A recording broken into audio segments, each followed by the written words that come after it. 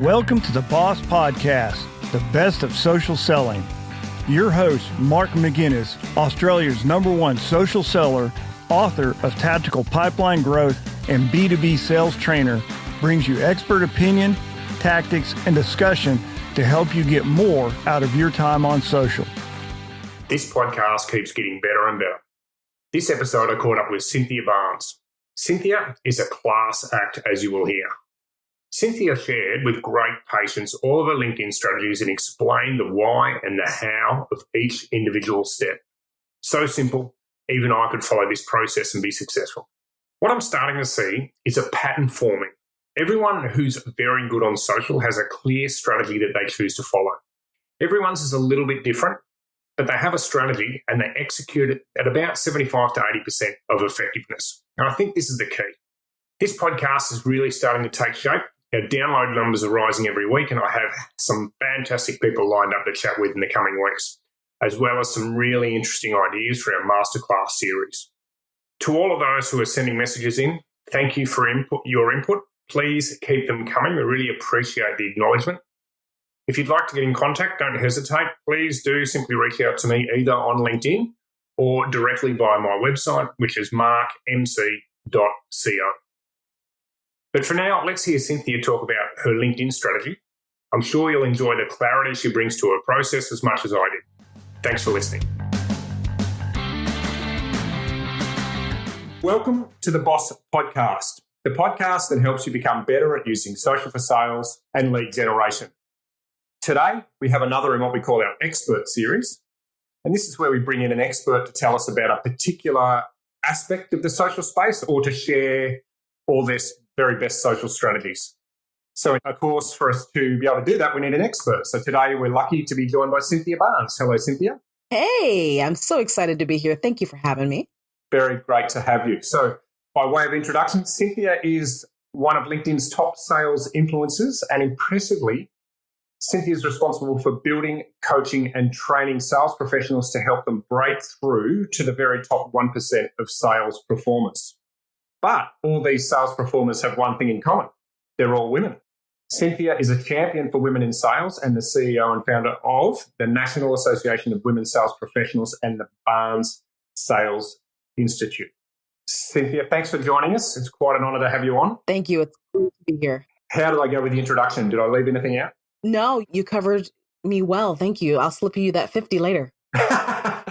Well done. Okay, so can you tell us a little bit about yourself and the organization that you founded? We'd love to hear it. Sure. As the CEO and founder of NAWSP, I am responsible for making sure that our 15,000 members have access to the network and also training created by women for women to succeed and reach the top 1%. So that in a nutshell is what we do. Okay. And look, I mean, obviously you're a woman, but why have you got such a strong focus on this course, on this focus? That's an excellent question. Besides the fact that I am a woman, obviously, and I've spent the last 16 years in sales, leading sales teams, I had this crazy idea back in 2016. I said, in a world where traditional sales approaches were created by men for men at a time when men made up the entire sales force, how much faster could women reach the top 1% if we had sales approaches that took into account the unique challenges that we faced while amplifying our innate strengths? So that's what I wanted to prove. That was my hypothesis back in 2016. Nothing wrong with traditional sales approaches. After all, my colleagues and I, who are women, reach the top 1% with them.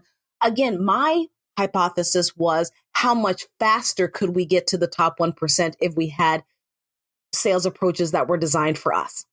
Okay, that's great. I love that. And so would you say that the environment, the overall sales environment, is getting better towards equality, or is it still a real challenge for you, particularly there in the States?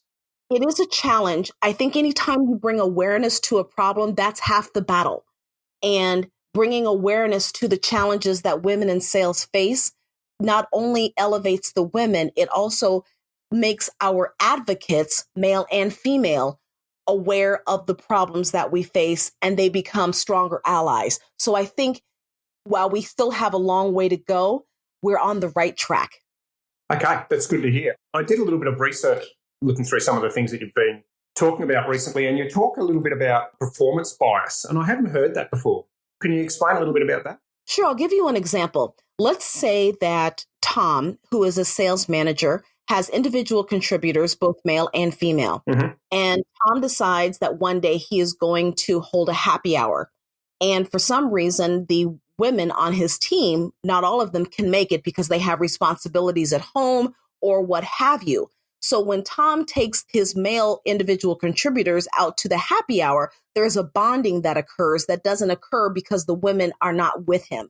In addition, there's coaching and training that goes on at these happy hours, and women who are not in attendance because of home responsibilities are not privy to those. So unbeknownst to Tom, he is actually giving his attendees at that happy hour a leg up because he's giving them additional training, coaching, not to mention the bonding and rapport that goes on. So that's an example of performance bias. Another one would be when I was in pharmaceutical sales, I had a territory that was in Detroit, which is an impoverished area of the state. One of my drugs was brand new and it was very expensive. And unless my doctors had patients who were on commercial insurance, i.e. not state-run programs, they would not be able to write my drug for those patients. Yet, even though I was at a disadvantage because those doctors could not write my drug because those patients couldn't afford it, I was still held to the same standards as those who were selling that same drug in affluent areas to people and to patients with commercial insurance. That's another example of performance bias, and we want to shed some light on that. Okay, so great stuff. So I saw some of your, it might have been webinars, so maybe correct me if I'm wrong, or public presentations on LinkedIn. So if you've got an interest in those, I'd heavily recommend you look up Cynthia and check out some of those conversations. They seem quite valuable. Okay, so let's talk about how you use LinkedIn to help you with your cause. Let's start with, what sort of results do you typically achieve using LinkedIn or social media?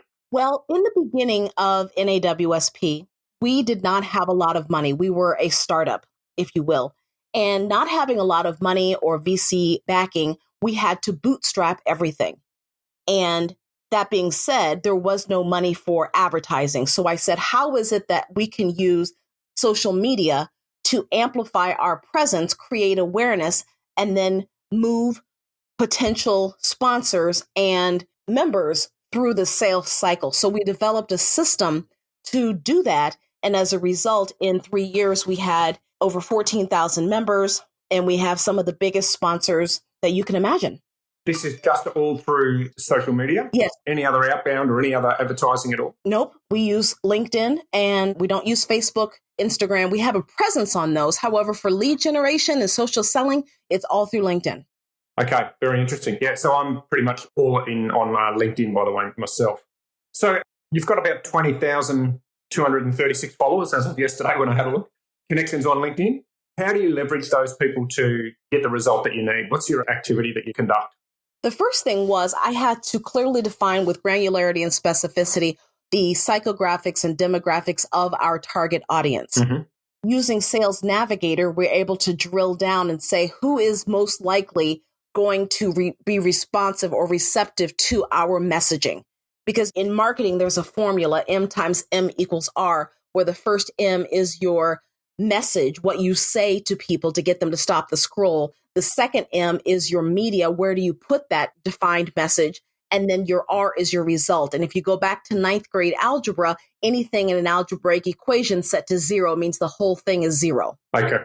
So you could have the best graphic, you could have the best message, but if you don't put it in the right spot, then it will not reach your target audience. So we had to find out what makes our target market tick and what would get them to stop the scroll. And then we started creating messaging around that to get them to interact. Okay, so that's really interesting. Can you tell me how you dissected your target market using some of those filters on Sales Navigator? What were some of the key metrics that you used to filter right down to that very narrow basket?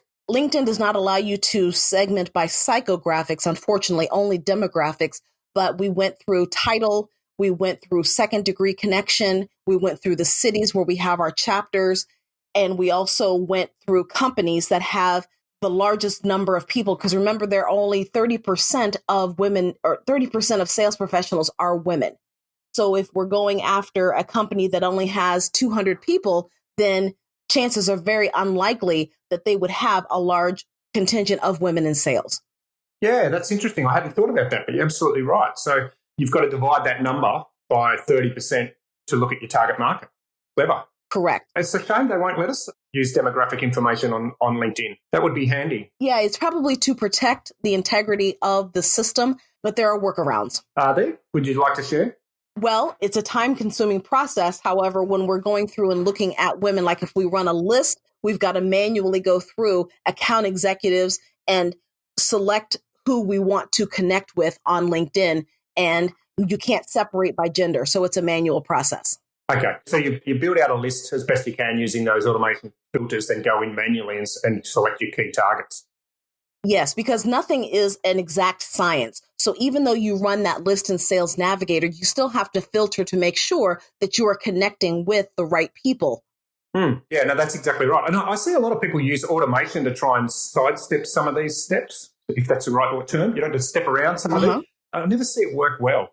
I'm not sure what your thoughts are on that. Absolutely not. Number one, I don't want my account dinged by LinkedIn because automation is against their policy. And number two, remember, LinkedIn is about connections and relationships. Absolutely. Yeah. And I think as soon as you forget that, that's when people start to fall over, in my mind anyway. Yes. Yeah. Yes. Okay. So what's the next step? So you've got your perfect target clients. What do you do next? Then we come up with a content schedule to engage our target audience.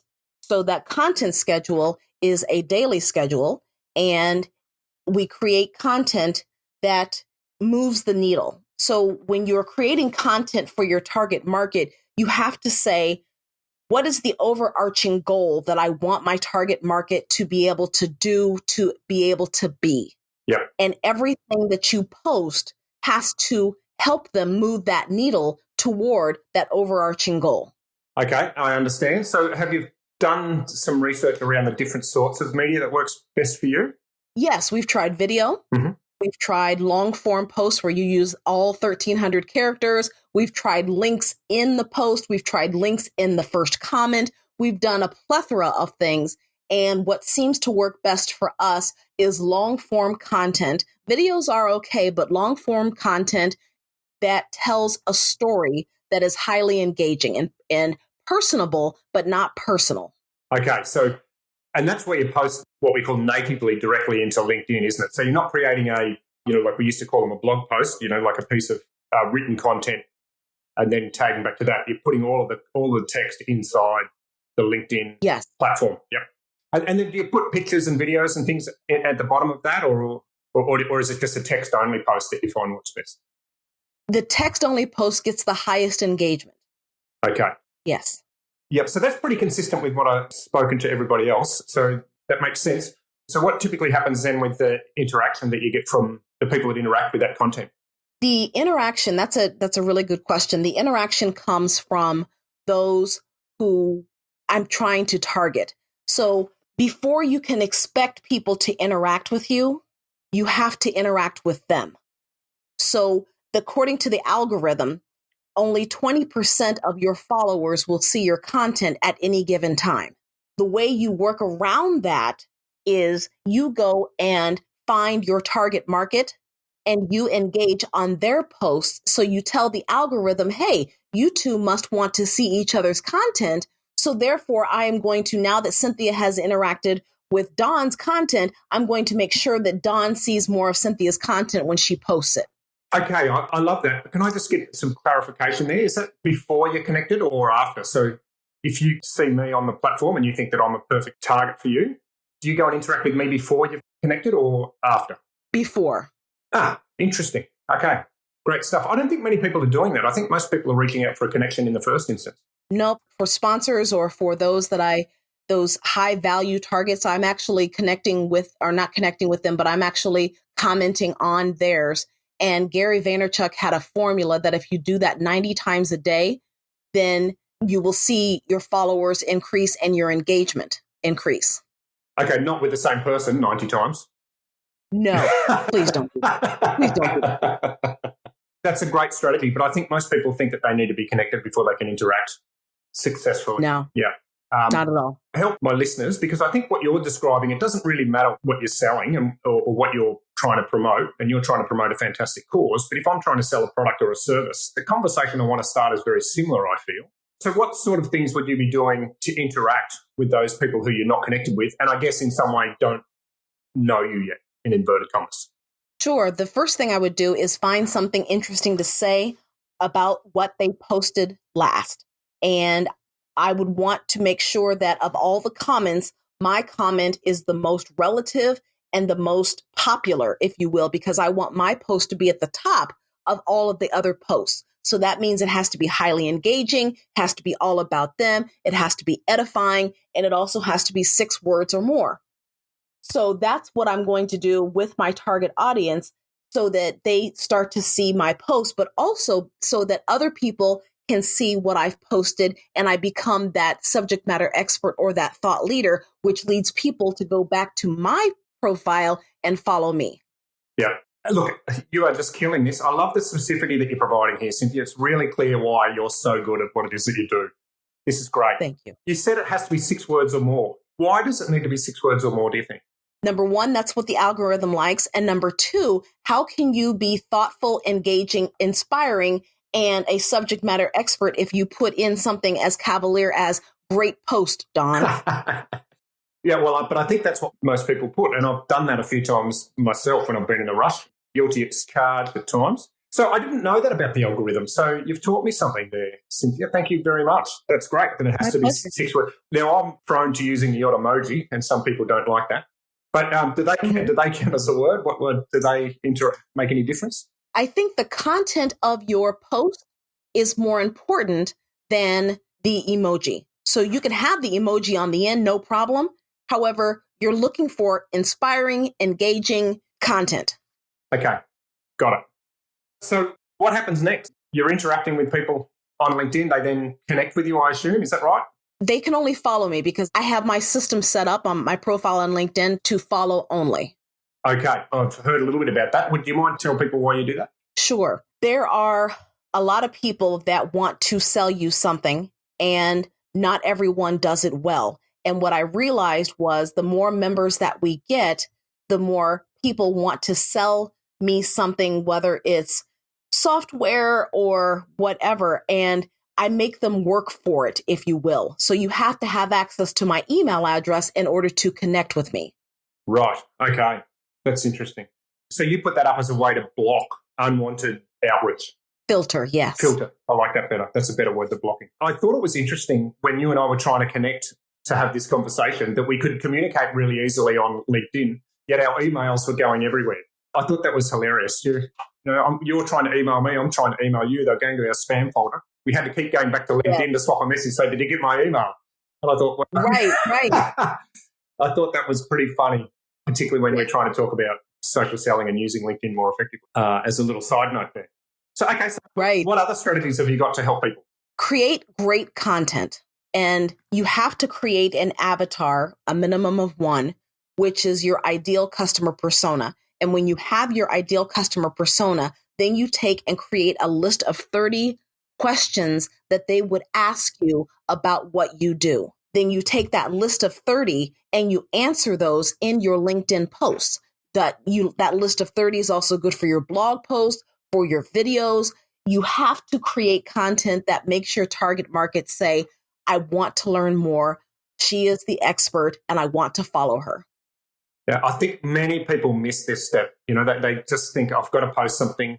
What can I post? Oh, look, here's a comment about coronavirus, for example. Then they'll post about that. And because it's something very generic, it's easy to engage with. So people get a lot of interaction on some of those posts that aren't actually helping them drive their business outcomes. And what happens then is people think, I got a lot of interaction on that post about coronavirus. I'm going to post more things about that. But it's actually it's driving people away from the business outcomes. And I think this is where salespeople particularly, and I'd be interested on your point of view, but they can spend a lot of time on LinkedIn posting the wrong thing. They get a whole lot of interaction. That then reinforces they feel good about that. So they think I should post more of that content. And it's like a circle of death, a spiral of death. It is. Very much so. So your 30 questions helps you stay on point, on track, on message. Yes. Great strategy. Okay, 30 seems like a lot. Can I shortcut that to 5? No. You cannot, because the first 5 will be super easy. Right. The second section, the next 20, will be a little more challenging. And then when you get to the last 5 or 10, those are the ones, the meat and potatoes that really cause you to think, that will change the game. Okay. Yep. And you know what? As I sit here thinking about it, I think, of course, everybody's going to write the same 5 questions if they're in the same field as you. It's only, the depth of your expertise will only come out the deeper you go into the subject. Right. And remember, every single post that you put should move your prospect through the sales cycle, through the top of the funnel, the middle of the funnel, the bottom of the funnel, from awareness, consideration, and decision. If it does not move them through those areas, then it is a waste of time. Great stuff. Okay. So what's the next steps? Normally, I get people coming to me. I don't have to chase anyone for connection or for an appointment. They reach out to me. Okay. So you create that awareness, start a bit of agitation with your content, and then typically those people are then going to say, hey, Cynthia, maybe we should have a chat, or can I be part of your association, etc. Right. Okay, nice stuff. I really like it. So are there any other general social selling LinkedIn tips that you think people are getting wrong, or that are a lot of people do incorrectly, that you'd like to share? They promote too much. Okay. They promote too much. So remember, this is about relationships and engagement. There's nothing wrong with promoting an upcoming webinar, an upcoming podcast. However, you want to engage, inform, inspire, then promote. Okay. And do you have a system, a routine, or some outlines for the best practice, or is there a bit more loose than that? Actually, we do. So Tuesday, Wednesday, and Thursday are the best days to engage on LinkedIn. Mm-hmm. Monday and Friday, people are either out of the office or checked out emotionally. So Tuesday, Wednesday, and Thursday and Saturday are the best days for us to engage. So we save our hottest content for those days. And then we have inspirational, maybe a quote, or maybe a testimonial from a current member, testimonial from a sponsor on the off days. Okay, that's interesting. I wonder if that's those times geographically specific, because I find I get probably my second best interaction on LinkedIn on Monday afternoon. So from 5 o'clock through to about 9 p.m. in Australia time. It feels like a lot of people are sitting down having dinner, or they used to be on the bus, but of course no one's traveling to work at the moment. Mm-hmm. Or the kids are in bed at 7:30 and they jump onto LinkedIn and like a bit of content and maybe have a few conversations. So I actually get really strong interaction on Monday afternoon. Great. And Sunday afternoon also, from about 2 to 5 o'clock. So as people are getting ready to go back to work, it's a bit of a thing here in Australia where if you're a middle management, you typically get yourself buttoned up before Monday morning. Mm-hmm. So a lot of people are starting to do a little bit of work, spend a couple of hours sorting through things like emails or their to-do lists for the coming week. And I find that I can get good interaction on LinkedIn Sunday afternoon between about that 2 to 6 time frame as well. So that's awesome that you know that. That is perfect. But it's interesting that it's different to you. I wonder if it is geographical. I'd love to find that out. I'm going to ask more people that question. Yes. I would love for LinkedIn to create an analytics feature that tells me when my network is most active. Yeah, why can't they could do that? They surely would. So if I can see your green button, if I go to the message, right, I can see that you're online or not online. Uh-huh. Surely they can then just farm that information and tell us. Yes. That's a great idea. Yeah, Facebook can. Why can't they? Yeah, exactly. Another good idea. You're full of great ideas, Cynthia. I'm loving it. All right. So can you tell me a little bit about your training? So do you do LinkedIn training, or is it training more broadly? We do not do LinkedIn training. That is not our forte, if you will. There are other people that do LinkedIn training much, much better than we do. Mm-hmm. We train on overcoming the hurdles that prevent women from reaching the top 1%. So we'll talk about things like overcoming imposter syndrome, the inner critic, being assertive versus aggressive, passive aggressive, or passive. They're more of a professional development type of thing. Occasionally, we will run a LinkedIn training. Like right now, we're doing kick-ass LinkedIn sales profiles. And within our membership, it's a membership only type of thing. And then we're talking about clarity and crisis. So there's a plethora of topics that women in our organization want to know about, in addition to the webinars that we host. We like to think that we have our finger on the pulse of what women in sales are going through and what they want. And we keep learning more and more. And that's what drives our content. Okay. And thinking about what you're helping women to achieve, is the instruction to women in sales different to instruction for men in sales? Yes. For example, in traditional sales approaches, you'll spend a day or two on learning how to build relationships. For women in sales, we don't need that much time because we build relationships genuinely and authentically and naturally. So to spend 2 days spending time on that is a waste of time for us. So we will address other areas that women in sales are challenged by and not spend as much time on those things that we do automatically well. Okay, that's great. What sort of areas would they be more challenged than men? Overcoming imposter syndrome, inner critic, being assertive, navigating the bro culture, how to respond when a man says, "Let me speak to your boss, honey," how to respond when you are sexually harassed by a prospect or a customer, things like that. Yeah, okay. So those things are super critical. And being a man, that when I asked that question, that's not even what I was thinking. So that just shows you how naive some of us are, me included. It's all good. It's all good. This is an awareness thing. Yeah, that's exactly right. What do you think, if you're giving people instruction around social selling, because that's what we're talking about predominantly today, what do you think the one thing people should take from our conversation today? If they could just go and do one thing, because people generally are poor at taking lots of instruction, but if you gave them, said, right. I listened to Cynthia and Mark, and as a result of that conversation, I did this, what would you like that to be? I would love for them to promise themselves that they will not put anything on LinkedIn that does not position them as an authoritative figure in their industry. Remember, your clients and your prospects and your buyers want to do business with someone who can answer questions that they can't Google. Yeah, great. Can you expand on that so that people that are listening or maybe heard this for the first time can get some clarity around what that might look like? Sure. So when you know your prospect, your ideal buyer with granularity and specificity, you know what they want. There's two ways to do that. If you think about your ideal prospect, and let's say his name is Tom, and Tom, after coronavirus, goes on a Thursday night happy hour and he meets the guys and they say, "Tom, it's been about a month. How you doing?" You're having small talk, and Tom takes his craft beer and he says, "You guys, you're not going to believe what happened.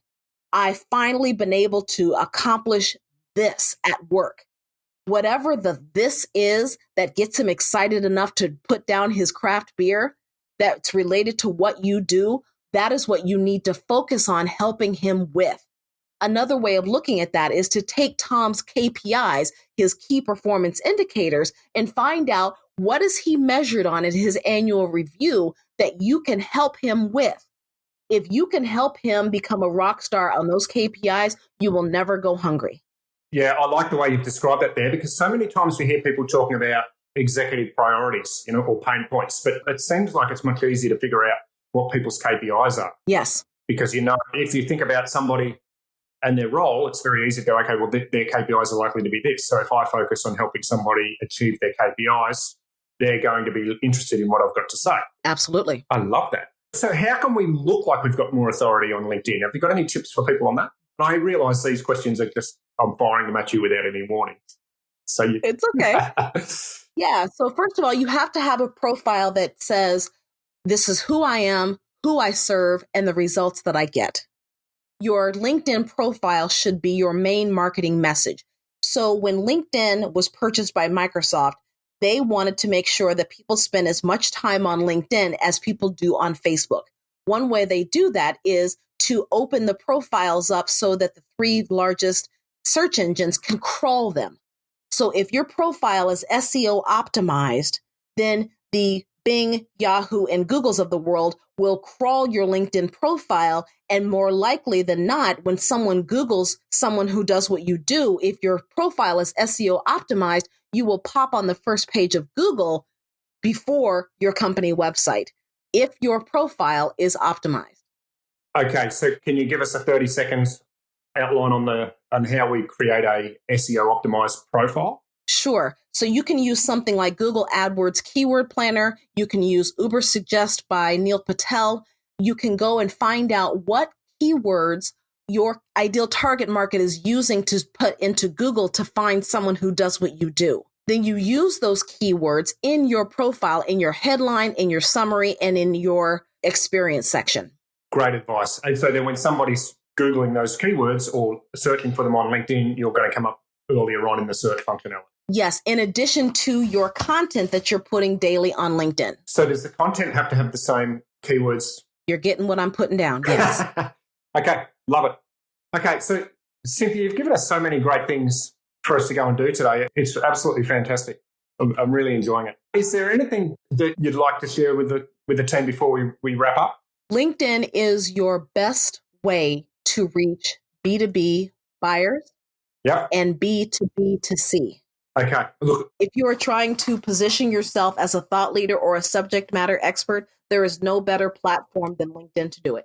Yes, and look, obviously, both of us have been pretty fortunate in that we've built our brand over LinkedIn over time. And I can 100% agree that the amount of opportunities that have come to me and that I've been able to generate, so it's not always people coming to me, but it's made it significantly easier for me to be able to reach out to people like you, for example, if you've got some level of authority and you've got a strong LinkedIn presence. So, Cynthia, I'm interested, are you open to people from Australia, maybe women, sales professionals in Australia connecting and reaching out to you, or are you more interested in people in North America? Absolutely. We have members all over, and I have connections from all over the world. So yes, please. How would you like them to contact you? Please provide some information so that people can reach out. Yes, follow me on LinkedIn, Cynthia Barnes. You can check out NAWSP at nawsp.org. And lastly, there's a community of women in sales at the NAWSP tribe, which is www. I don't know why you have to enter that, but www.nawsptribe.com. And that is a free resource. And we talk about everything from personal branding to LinkedIn to overcoming objections. So that's a great place for people to come. Okay. I think that's fantastic. And I'd suggest any of my listeners to follow Cynthia. I mean, you and I think we're connected, Cynthia, and some of the things that you post are fantastic. They're always thought-provoking. There's a lot of good content there and you get a lot of fantastic interaction.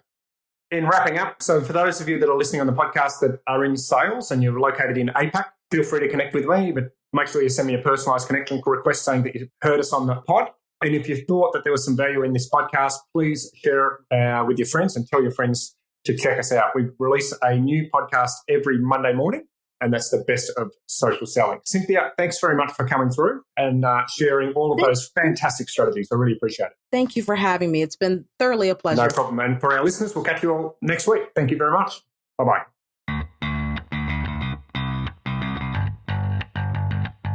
Please help others just like you find this podcast by spreading the word. If you like this podcast, please subscribe and rate us wherever you source your podcasts.